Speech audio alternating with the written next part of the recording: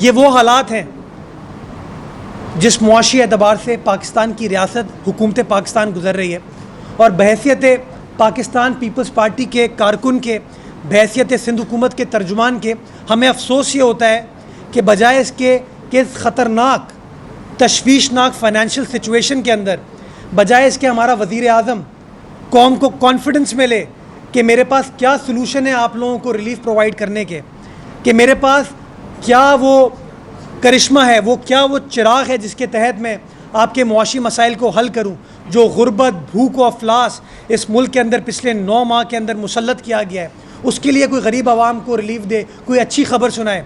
उसके बारे में वज़ीर आज़म साहब इमरान खान साहब कोई बात नहीं करते हैं, और जब अवामी इज्तिमा से बात करते हैं तो कोई बिलो द बेल्ट बात की जाती है। कल जो उन्होंने बात पाकिस्तान पीपल्स पार्टी के चेयरमैन जनाब बिलावल भुट्टो जरदारी के हवाले से एक जलसा आम में की, मैं समझता हूँ वो गैर अखलाकी थी, गैर जमहूरी थी, गैर आइनी थी।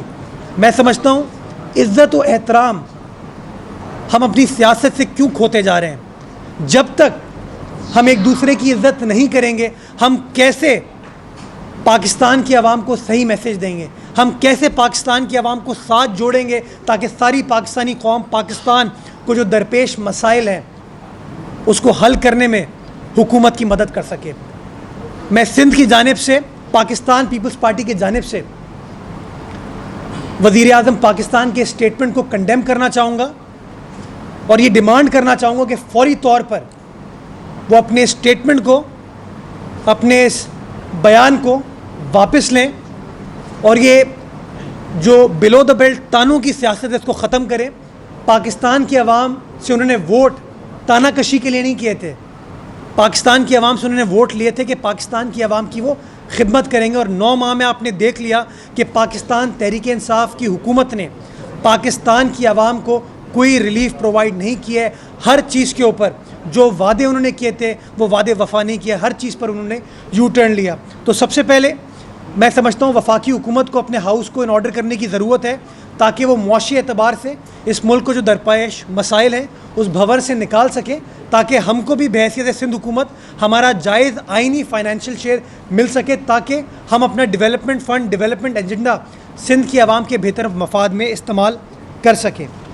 इसके साथ साथ सूबाई सिंध की काबीना ने आज 2 बड़े फ़ैसले किए। पहला फ़ैसला जो लाड़काना में बड़ा अफसोसनाक वाक़या हुआ था, जिसके अंदर बाजौड़ से ताल्लुक़ रखने वाले 3 हमारे पाकिस्तानी भाइयों को शहीद कर दिया गया था, उनके लिए वज़ीर आला साहब ने एक कॉम्पनसेशन पैकेज का ऐलान किया था। उसकी आज काबीना ने ऑफिशियली मंजूरी दी। आज ऐलान ये किया गया है कि इंशाअल्लाह उन तमाम शुहदा के वरसा को 1 मिलियन रुपए दिए जाएंगे, यानी कि 10 लाख रुपए उनके वरसा को देंगे इस अंधुनाक वाक़े के ऊपर। इसके साथ साथ एक बड़ा और अफसोसनाक वाक़या कराची शहर में पिछले दिनों रूनुमा हुआ था, 10 लाख मैं फिर रिपीट कर दूं, 1 मिलियन यानी कि 10 लाख रुपए सिंध हुकूमत ने ऐलान किया है उन शुहदा की फैमिलीज़ की किफ़ालत के लिए जी लाड़काना इंसिडेंट के ऊपर। दूसरा वाक़या जो बड़ा अंधुनाक कराची शहर में रूनुमा हुआ था, मुफ्ती तकी उस्मानी के ऊपर जो अटैक हुआ था, जिसके अंदर एक हमारा पुलिस का जवान शहीद हुआ था। उसकी फ़ैमिली से वज़ीर आला सिंध ने, सिंध हुकूमत ने वादा किया था किफ़ालत के बारे में, फ़ाइनेंशियल कॉम्पनसेशन के बारे में। तो अमूमन जो हमारे पुलिस के शुहदा हैं उनको 1 करोड़ रुपए सिंध हुकूमत की जानिब से 1 नौकरी और 1 प्लॉट मिलता है, यानी कि 10 मिलियन रुपीज़ 1 प्लॉट और 1 नौकरी जो है उनके लवाहिकीन को दिया जाता है। आज काबीना ने फ़ैसला ये किया कि उस पुलिस शहीद के वरसा को इंशाअल्लाह सिंध हुकूमत 1 करोड़ नहीं 2 करोड़ रुपए देगी उसकी फ़ैमिली की किफ़ालत के लिए, ताकि उसके बच्चों का, उसके वरसा का सही तरीके से गुज़र बसर हो सके। उसके वरसा में 1 नौकरी दी जाएगी और उसके साथ साथ 1 प्लॉट भी उनको दिया जाएगा ताकि उस ज़मीन पर वो अपना घर बना सके और इज़्ज़त से अपना गुज़र बसर कर सके। ये कमिटमेंट सिंध गवर्नमेंट की शो करती है against war, against terrorism, towards our law enforcement agencies. जिस तरीके से ये जवान पाकिस्तान का नाम रोशन करने के लिए, पाकिस्तान को महफूज बनाने के लिए खिदमात सरअंजाम देते हैं, हुकूमत सिंध इन खिदमात को अप्रिशिएट करती है और उनकी दुख की घड़ी में उनकी फैमिली के साथ मौजूद है। इसके साथ साथ सिंध गवर्नमेंट ने, सिंध काबीना ने आज 2 कवानीन को पास किया। एक है सिंध एक्सप्लोजिव्स एक्ट 2019 और इस बात की मंजूरी दी कि उस कानून को फौरी तौर पे असेंबली में पेश किया जाए और स्टैंडिंग कमेटी में उसको पेश करके असेंबली से उसकी तौसीक कराई जाए। इसके साथ साथ जैसे कि आप लोग सब जानते हैं कि 2010 में जब 18वीं आईनी तरमीम आई थी तो एडवाइज़र्स का कॉन्सेप्ट को आइनी प्रोटेक्शन दी गई थी, कॉन्स्टिट्यूशनल प्रोटेक्शन दी गई थी और आइन के आर्टिकल 130 में ये बात ऐड की गई थी कि वज़ीर आला जो हैं वो 5 मुशीरान यानी कि 5 एडवाइज़र्स मशावरत के लिए रख सकते हैं। तो इस सिलसिले में हमें कानून में कुछ अमेंडमेंट करने की ज़रूरत थी कि पिछला जो हमारा कानून था उसके अंदर एडवाइज़र्स की अपॉइंटमेंट में गवर्नर साहब उसकी मंजूरी देते थे। चूँकि ये बात आइन से मुनाफी थी, क्योंकि ये आइन से मुतसादिम थी, तो इसलिए ये अमेंडमेंट भी तैयार की गई है जिसके बाद इंशाल्लाह असेंबली इसकी तौसीक कर दे। उसके बाद वज़ीर आला सिंध अपने मुशीरान का ख़ुद तयन करेंगे और ये बात कोई सिंध का कानून नहीं कर रहा है, ये आइन पाकिस्तान कहती है और वो आइन जो कि सारे पाकिस्तान में इक्वली अप्लीकेबल है। इसके साथ साथ शुगर केन की प्राइस के तयन के लिए भी आज फ़ैसला किया गया और फ़ैसला ये किया गया कि 182 रुपये का जो रेट है उसका तयन कर दिया गया है सिंध हुकूमत की जानिब से कि इंशाल्लाह सूबाए सिंध के अंदर जो शुगर केन की ख़रीदो फ़रोख्त है उसका रेट जो है वो 182 रुपये तय कर दिया जा चुका है। और कुछ इश्यूज़ के ऊपर फ़ैसले किए गए थे, कुछ टाइम स्केल प्रमोशन से रिलेटेड थी, कुछ पोजीशंस की अपग्रेडेशन है, वो तमाम तफसीलात आपको रिटन मेमो में मिल जाएंगी। एक और चीज़ बड़ी अहम जो मैं आपके सामने गुजारिश करना चाहूँगा कि सिंध हुकूमत ने सिंध इंश्योरेंस कंपनी कायम की है और उस कंपनी को कायम करने का मकसद ये था कि हम हुकूमती सतह पर इंश्योरेंस के कॉन्सेप्ट को इनकरेज कर सकें और आम शहरियों को और तहफ़्फ़ुज़ फराहम कर सकें। उस स्कीम के तहत अगर सूबाए सिंध के अंदर किसी शख्स का एक्सीडेंट होता है तो सिंध इंश्योरेंस कंपनी उस एक्सीडेंट में ज़ख्मी होने वाले शख्स को 1 लाख रुपए जो है कॉम्पनसेशन पे करती है। तो मैं समझता हूँ इस मैसेज को मीडिया के थ्रू तशहीर होने की ज़रूरत है। एक आम शहरी को ये पता होने की ज़रूरत है कि अगर खुदा न खास्ता उनके साथ कोई एक्सीडेंट होता है तो फौरी तौर पर वो हॉस्पिटल के ज़रिए या सिंध इंश्योरेंस कंपनी से डायरेक्टली वो कांटेक्ट कर सकते हैं और अपनी तफसीलात शेयर करने के बाद 1 लाख रुपए उस शख्स को दिए जाएंगे जिस शख्स को एक्सीडेंट से वो गुज़रता है। इसके साथ साथ एक और फ़ैसला जो कि माजी में सिंध हुकूमत कर चुकी है वो थर से रिलेटेड है कि थर के अंदर जो गोरानो डैम की अफेक्टेड फैमिलीज़ थी उनको 1 लाख रुपए साल की कॉम्पनसेशन अदा करनी है। आज काबीना ने इस बात की मंजूरी दी कि पहली ट्रांच उसकी रिलीज़ कर दी जाएगी। उस ट्रांच का जो टोटल अमाउंट बनता है वो डिसबर्स कर दिया जाएगा, जिसके बाद इंशाल्लाह 757 फैमिलीज़ को ये कॉम्पनसेशन सिंध हुकूमत की जानिब से मिल पाएगी। ये भी कमिटमेंट शो करता है सिंध गवर्नमेंट की जानिब से।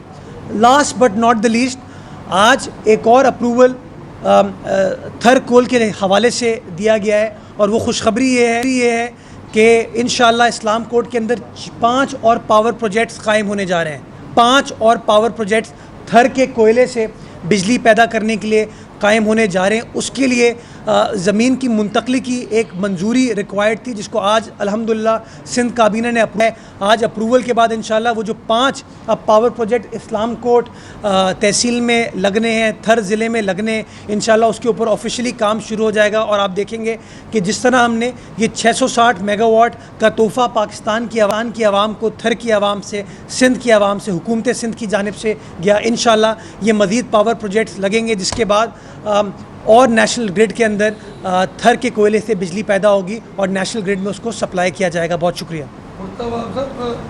पिछली कैबिनेट में गंदम के नरखों से मुताबिक रखा गया था एजेंडा में, जिस मरतबा फसल उतरी है अभी तक कोई तयन नहीं किया गया। शुगर केन का तो तयन किया गया लेकिन गंदम के नर्ख मुकर नहीं हुए। जी, गंदम के लिए लास्ट कैबिनेट मीटिंग में ऑलरेडी उसूली फ़ैसला हो चुका है कि मार्केट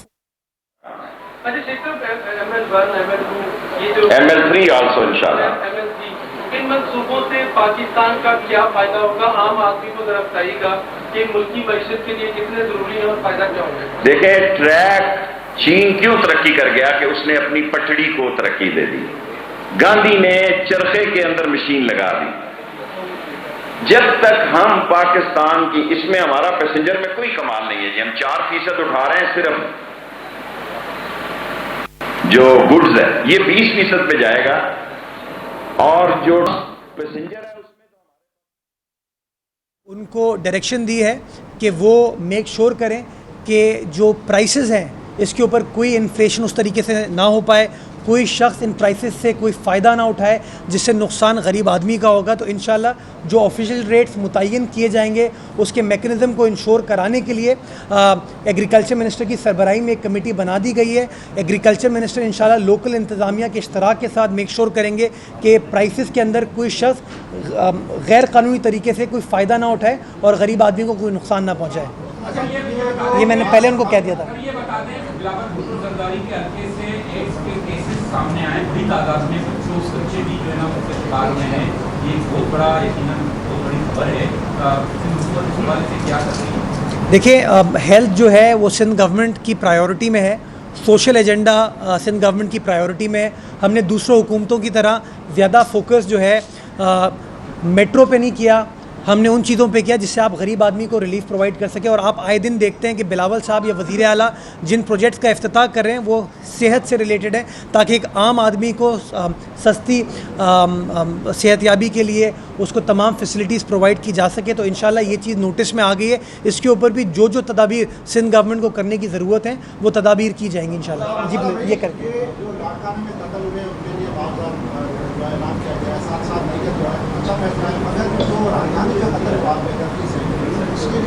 किसका राजधानी उसके पाकिस्तानी था, उसके बच्चे हैं, उसके लिए कोई मामला डिस्कस हुआ है? दूसरा का सवाल यह है कि जो कंप्यूटर ऑपरेटर और स्टोर कीपर और उनको जो आप रेट दे रहे हैं 16 घंटा, उसको टोटल उसकी फीसद कितनी है जो आपने 450-500 मिलियन कहा है कि इसमें अखराजा करेंगे?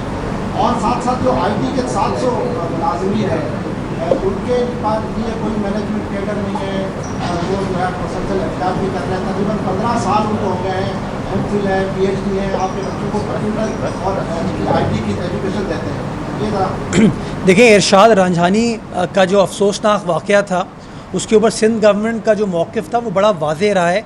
और वो मौक़िफ़ मैंने नहीं बयान किया, आपने नहीं बयान किया, वो तो ख़ुद वज़ीर आला सिंध ने फ्लोर ऑफ द हाउस पे उस मौक़िफ़ को बयान किया था। और जो भी सिंध गवर्नमेंट का वर्जन था बाद में उस चीज़ की तायीद की गई।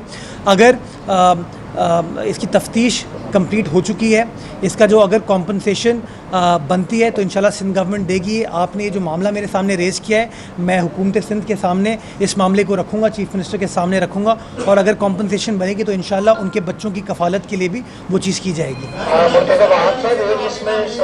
वो एक मिनट जो IT का मैंने आपको बताया उसके ऊपर तमाम तफसीलात जो हैं वो प्रेस रिलीज में शेयर कर दी जाएंगे। एग्जैक्ट नंबर उसका क्या है जी।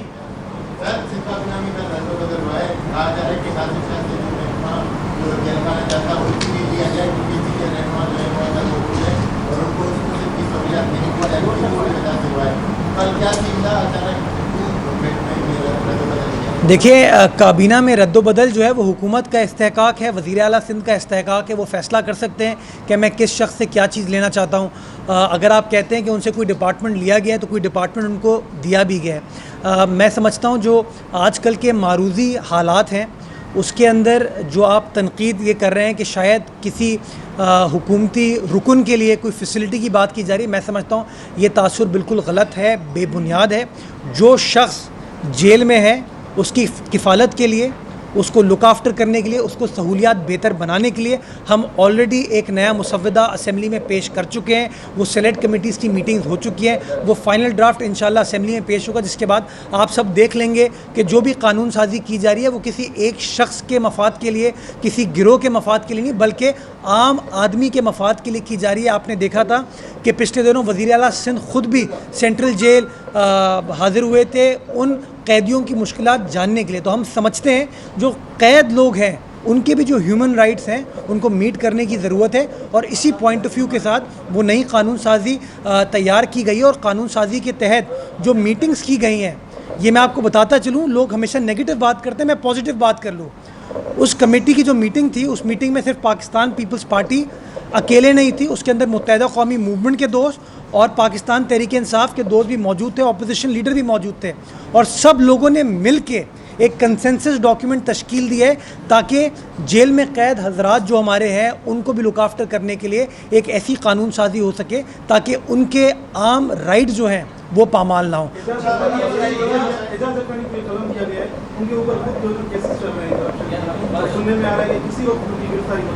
वज़ीर आज़म के ख़िलाफ़ भी इंक्वायरी चल रही है, वज़ीर दिफ़ा के ख़िलाफ़ भी इंक्वायरी चल रही है, स्पीकर पंजाब असम्बली के ख़िलाफ़ भी इंक्वायरी चल रही है।